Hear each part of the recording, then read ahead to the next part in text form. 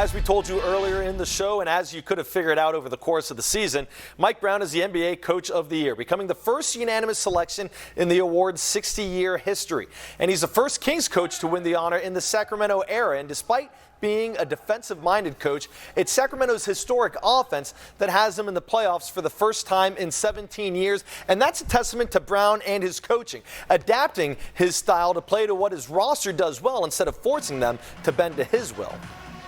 I had to make sure that I understood what their strengths were, and I had to accept being able to play to their strengths. You know, at first, when I looked at this team, I said, we might be able to score a lot.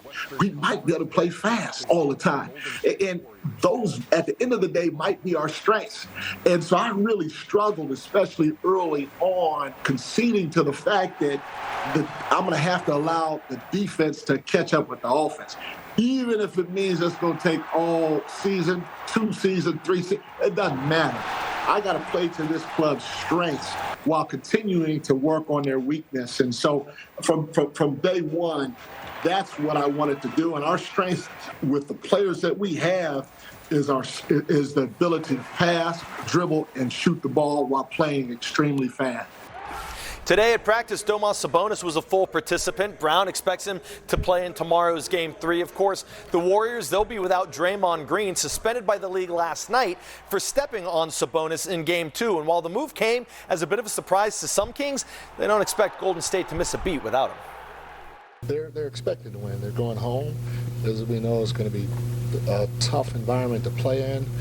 They're the champions for a lot of different reasons, and we got to approach the game knowing that and knowing we have to take it from them if we're going to have any chance at all. I mean, they're a great team. I think throughout the season they've had a lot of people miss games, and they found ways to win. So I don't think it changed our approach to what they're bringing to the table and knowing that they're a very capable team. Truthfully, I was kind of surprised. I didn't think he'd get suspended, but at the end of the day, it doesn't change anything for us. Obviously, he's a big part of their defense, but for us, whenever you go play in someone else's building, stars play better, but role players usually play best at home. So it's going to be a tough game. In today's playoff action, the Grizzlies playing without Ja Morant, dominating the Lakers early on, up as much as 20 in the second half, but it is now just a 7-point game with about 3 minutes left, trying to even the series at 1 game apiece before it shifts to L.A. Other action tonight, the Timberwolves and Nuggets tip off in a few minutes, and the Heat and Bucks are also in action right now in Milwaukee. And quickly in women's basketball, Sac State introducing Aaron Koloff as the new women's basketball head coach, taking over a program that just played in its first NCAA tournament. There's a lot of momentum in the women's basketball program right now. There's a lot, and we ain't stopping. We're not going to stop. We're going to sustain its excellence, and we're looking to build it and keep climbing.